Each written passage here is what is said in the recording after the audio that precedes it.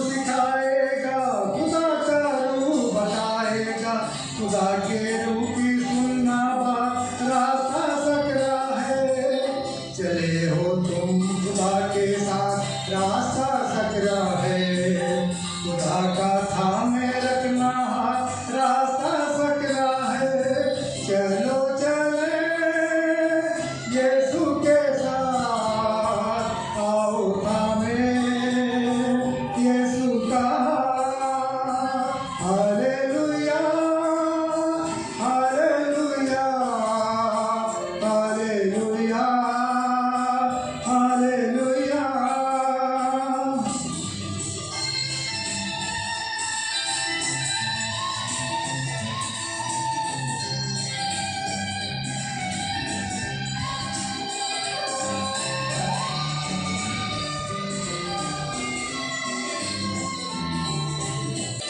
खुदा की बरकत तुम पर हो, मसीह की रहमत अफजल हो। दुआ एक दूजे की ले लो, रास्ता सकरा है।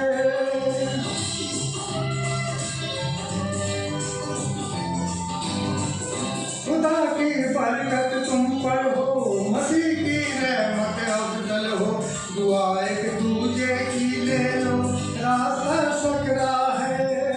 चले हो तुम खुदा के साथ, रास्ता सकरा है। खुदा का थामे रखना हाथ, रास्ता सकरा है। चले हैं हम खुदा के साथ, रास्ता सकरा है। खुदा का थामे रखे हाथ, रास्ता सकरा है। चलो चले यीशु के साथ, आओ थामे यीशु का हाथ। Hallelujah, hallelujah, hallelujah, hallelujah, hallelujah. सभी भाइयों और बहनों को डॉक्टर विंसेंट बेंजामिन की ओर से जय मसीह की। मेरे प्रियो, आज का दिन बहुत सुंदर दिन है जो परमेश्वर ने हम सबों को दिखाया है हमारे जीवन में। और आज हम वचन से इस बात पे विचार करेंगे, मनन करेंगे कि हमारा जीवन किस प्रकार का, हमारा चाल चलन किस प्रकार का होना चाहिए और हमको किस प्रकार के मार्ग पर चलना चाहिए। तो इब्रानियों की पुस्तक उसके 12 अध्याय के 13 पद में लिखा है, और अपने पाँवों के लिए सीधे मार्ग बनाओ कि लंगड़ा भटक न जाए पर भला चंगा हो जाए। आइए हम प्रार्थना मांगे। प्रभु जी, आपका धन्यवाद देते हैं कि आपने हम सबों को आज का ये सुंदर दिन दिखाया और हमको वचन से बताया कि प्रभु जी हम अपने लिए सीधे मार्ग बनाएं जिस पे हम सीधे तरीके से चल सकें और आपके वचन के अनुसार अपने जीवन को बिताने वाले हों। हमारे पापों और धर्मों को क्षमा करें, हमारा मार्गदर्शन करें और हमारे मार्ग के लिए आप ज्योति और राह के लिए दीपक हो। प्रभु यीशु मसीह के पवित्र मधुर नाम से इस प्रार्थना को मांगते हैं, सुने और ग्रहण कर लें। आमीन। परमेश्वर का धन्यवाद एक बार फिर से। मेरे प्रियो, हमने अभी वचन से देखा कि परमेश्वर का वचन कहता है कि अपने लिए सीधे मार्ग बनाओ ताकि उस पर हम सच्चाई और खराई के साथ परमेश्वर के साथ चल सकें, और इसलिए चल सके ताकि हम भटक न जाएं, गलत रास्ते पे ना चले जाएं। एक छोटी सी घटना मुझे याद आती है और हम लोगों को बहुत हंसी आई उस बात पे। ये बहुत पुरानी घटना है। जब हम आरा में, बिहार में रहते थे और मेरा भाई, छोटा भाई जो अब तो दुनिया में नहीं है, स्वर्गीय डॉक्टर सुनील बेंजामिन, और वो शायद 6-7 साल का रहा होगा। बहुत शैतान था, हमेशा घर से बाहर भाग जाता था। और हमारे दादा घर पे रहते थे जो हम लोगों को देखभाल हमारी करते थे। हम जब हमारे माता पिता अपने काम पे चले जाते थे, और एक बार ऐसा हुआ कि वो घर से कहीं भाग करके बाहर शैतानी करने, खेलने कूदने अपने बच्चों के साथ, लड़कों के साथ चला गया, और दादा उसको खोज करके पकड़ करके लेके घर ला रहे थे। तो जब वो घर के पास पहुँचे तो घर के जो हमारे बगल में पड़ोसी रहते थे, उन्होंने दादा से कहा कि क्या हो गया, क्या बात है, इसको क्या कर रहा है। उसका बचपन का नाम, पेट नेम जो था उसका राजा था। तो उन्होंने, दादा ने उनको, जो पड़ोसी थे, उनको बताया कि क्या बताएं, ये बहुत शैतान है, हमेशा भाग जाता है, सीधे रास्ते पे चलता ही नहीं, और बार बार ये शैतानी करने के लिए, भाग दौड़ करने के लिए बच्चों के साथ बाहर घर से निकल जाता है। तो पड़ोसी जो थे उन्होंने उनसे, हमारे छोटे भाई से कहा कि क्यों भाई राजा, तुम सीधी लाइन पे क्यों नहीं चलते हो, क्यों शैतानी करते हो? तो राजा तो था, वो एकदम से बोला कि अंकल, अगर हम सीधी लाइन पे चलेंगे तो ट्रेन से कट नहीं जाएंगे। मेरे प्रियो, असल में हमारे घर के सामने रेलवे स्टेशन था और सामने से रेल की पटरी रेलवे लाइन जाती थी, उस पर ट्रेनें जाती थी और अक्सर वहाँ सुनते रहते थे कि ट्रेन के लाइन पे, पटरी पे कोई आ गया जानवर या इंसान और वो कट के मर गया। तो उसने यही समझा कि उसको कह रहे हैं कि सीधी लाइन पे चलो, मतलब रेलवे लाइन पे चलो। तो उसने जवाब दिया कि सीधी लाइन पे चलेंगे तो कहीं कट के मर नहीं जाएंगे। मेरे प्रियो, परमेश्वर का मार्ग जो है सीधा सरल मार्ग है और वो सीधे सरल मार्ग पर चलने के लिए कहता है, और जिसका अर्थ है कि परमेश्वर के ऊपर भरोसा रखना, उसके वचनों का पालन करना और अपना जीवन और अपना काम सही और ईमानदार तरीके से करना और अपने जीवन को पवित्र जीवन की तरह से व्यतीत करना, अपना जीवन को पवित्र रखना।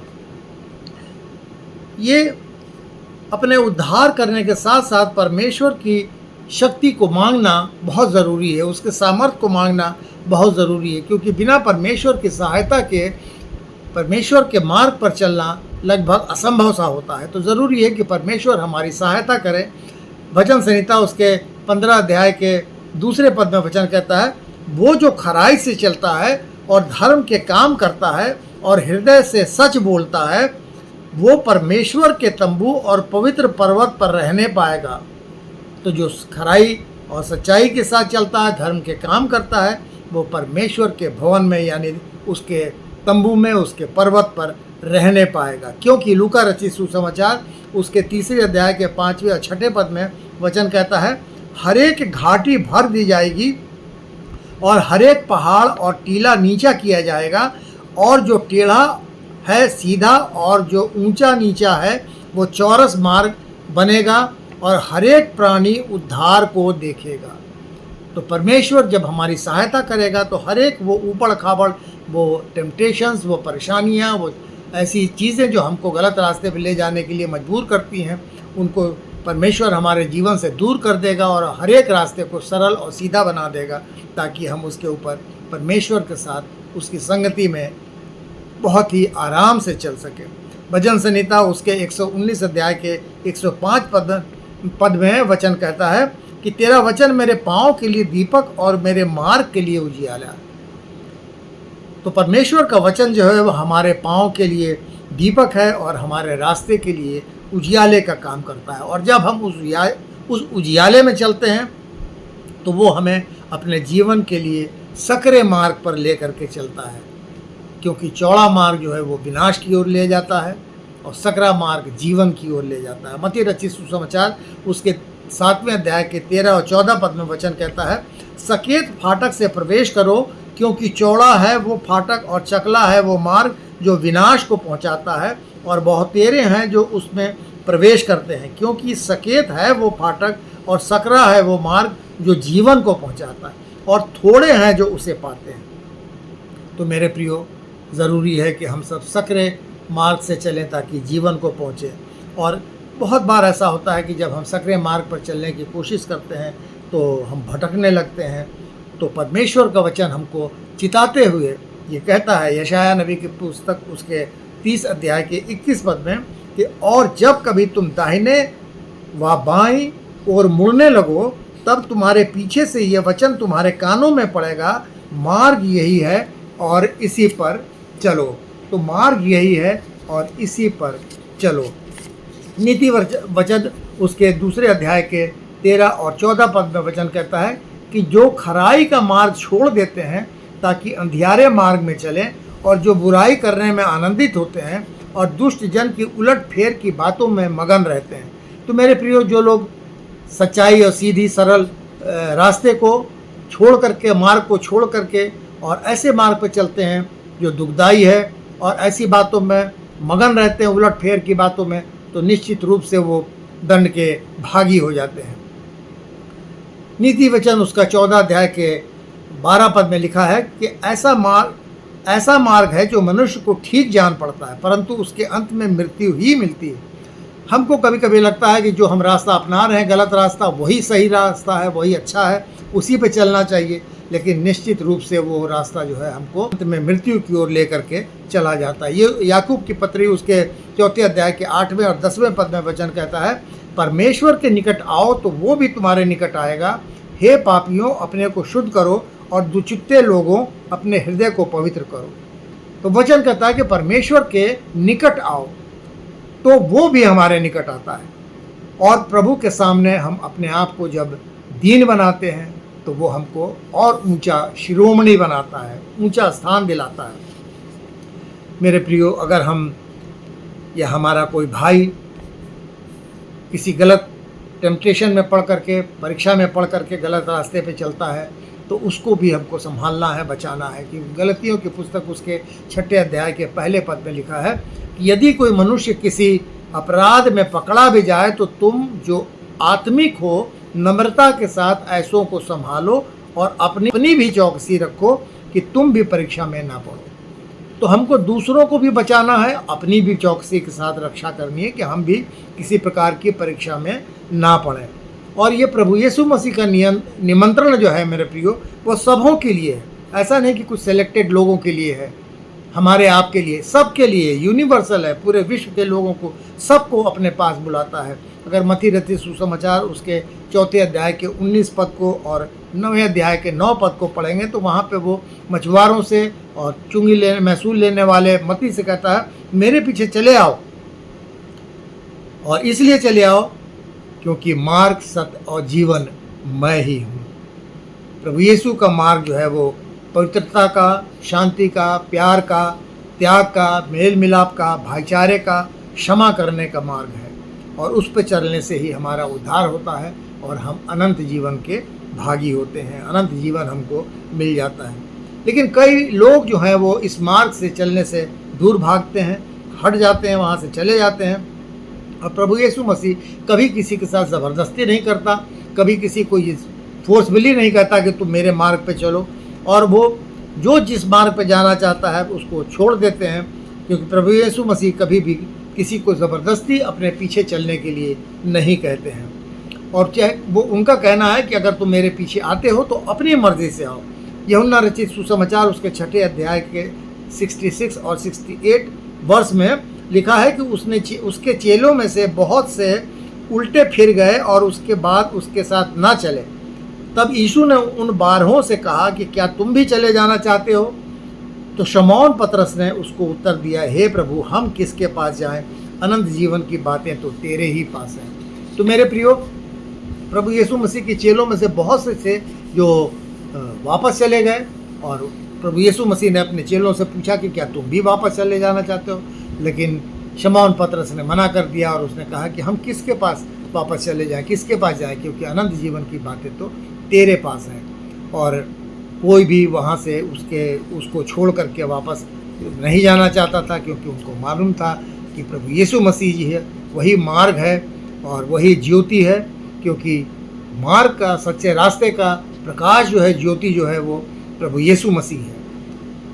यूहन्ना रचित सुसमाचार उसके 8वें अध्याय के 12 पद में लिखा है कि यीशु ने कहा, जगत की ज्योति मैं हूँ, जो मेरे पीछे हो लेगा वो अंधकार में ना चलेगा परंतु जीवन की ज्योति पाएगा। तो मेरे प्रियो, प्रभु यीशु मसीह जो है वो ज्योति है और जो उसके पीछे, उस ज्योति के पीछे चलता है वो कभी भी अंधकार में नहीं पड़ता, कभी अंधकार में नहीं चलता और उसको हमेशा एक सही और सच्चा और सीधा रास्ता दिखाई देता है, जिससे उसका जीवन नरक की आग में जाने से बच जाता है। एक सच्ची घटना मैं आपको बताना चाहूँगा।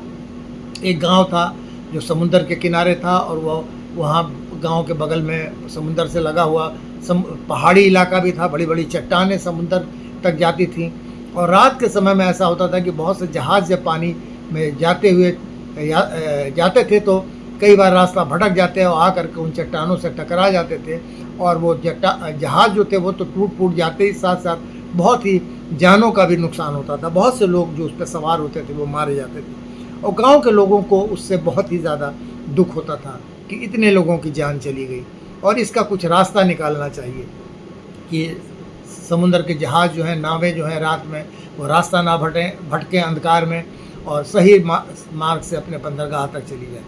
और फिर लोगों ने डिसाइड किया और पूरे गांव के लोगों ने चंदा इकट्ठा किया, साथ में सरकार से भी सहायता ली, और उस समुंदर से लगे हुए चट्टान पे, जो सबसे ऊपरी चट्टान थी, उसके ऊपर एक लाइट हाउस बनाया, बहुत बड़ा लाइट हाउस, और बिल्कुल टॉप के ऊपर एक बीकन लगाया, यानी कि फ्लैश लाइट, जो रात में दूर से वो चमकता था, लाइट दूर से दिखाई देती थी, तो जहाज समझ जाते थे कि उस तरफ पहाड़ी इलाका है, चट्टानें हैं, और वो अपना मार्ग संभालते हुए, बचाते हुए वहाँ से निकल जाते थे, और बहुत से लोगों की जान और जहाज़ नष्ट होने से बच गए।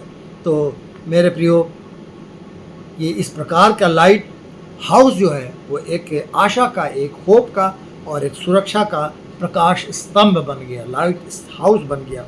और उसको देखने के लिए दूर दूर से लोग वहाँ पे आने लगे कि ये किस प्रकार का इतना बड़ा लाइट हाउस बना है कि इतने लोगों को की जान और जहाज़ बचाए जा रहे हैं। और उससे उसका जो मेन उद्देश्य जो था, पर्पस जो था, वो यही था कि उसकी ज्योति को देख करके, प्रकाश को देख करके लोगों की जान को बचाना। प्रभु यीशु मसीह ने भी कहा कि मार्ग, सत्य और जीवन वो ही है, और इसलिए जो उनके पीछे चलेगा, जो उनकी ज्योति में चलेगा, उनके ज्योति में मार्ग पर चलेगा, वो जीवन को प्राप्त करेगा। तो मेरे प्रियो, जो प्रभु यीशु मसीह के मार्ग पर चलते हैं, वो मार्ग जो सीधा और सरल है, वो परमेश्वर के पुत्र बन जाते हैं, उनके पापों की क्षमा हो जाती है, उन्हें पवित्र आत्मा का वरदान मिल जाता है, और वो अनंत जीवन को प्राप्त करते हैं। वो स्वर्गीय विरासत अर्थात उद्धार को प्राप्त करते हैं। वे शांति और आनंद से भर जाते हैं, और उनके विश्वास को बहुत मजबूती मिलती है। परमेश्वर आप सभी को, जो प्रभु यीशु मसीह के मार्ग पर चलते हैं, बहुतायत की आशीष दे। आमीन, आमीन। आइए प्रार्थना मांगें। प्रभु जी, हमारी सहायता करिए, हमें सामर्थ्य दीजिए कि हम हमेशा एक सच्चे और सीधे और सरल मार्ग पर चलने वाले हों, किसी भी प्रकार से गलत रास्ते पर जाने वाले ना हों। कभी भी ऐसा कभी हमारे अंदर शैतान डालता है हमारे मन के अंदर गलत रास्ते पर जाने के लिए, तो आप हमें आवाज़ दे करके रोक लीजिए प्रभु, और हमें हमारे जीवनों को बर्बाद होने से बचा लीजिए। हमारी सहायता करिए, जाने अनजाने हम सबों को जो हमसे भूल चूक खताएं हुई हैं माफ़ करिए। और आपने कहा है प्रभु कि आप ज्योति हैं, और अब जब जल्दी ही पूरे देश में ज्योति का, प्रकाश का पर्व मनाया जाने वाला है, तो प्रभु आप जो ज्योति हैं, उससे बढ़कर के कोई भी प्रकाश हमारे जीवनों में नहीं हो सकता जो हमको सही रास्ता दिखा सके। हमारे साथ होइए, हमारा उद्धार करिए, हमारे पापों और धर्मों को क्षमा करिए। इस प्रार्थना को आपके मधुर और मीठे और शांतिदायक और मार्गदर्शक नाम से मांगते हुए इस प्रार्थना को मांगते हैं, सुनिए और ग्रहण करिए। आमीन, आमीन, आमीन। सबको जय मसीह के मेरे प्रियो। प्रभु का धन्यवाद हो कि हमको ये मौका मिला कि हम सब इस समय में परमेश्वर के वचन के ऊपर विचार कर सके। आपसे निवेदन है मेरे प्रियो कि आप मेरे इस YouTube चैनल को, इस मैसेज को लाइक करें, इसको शेयर करें, और चैनल को सब्सक्राइब करें, आइकॉन बटन को दबा दें, ताकि आगे आने वाला वचन जो है, संदेश जो है, वो आपको समय से प्राप्त हो सके। धन्यवाद। जय मसीह की, जय मसीह।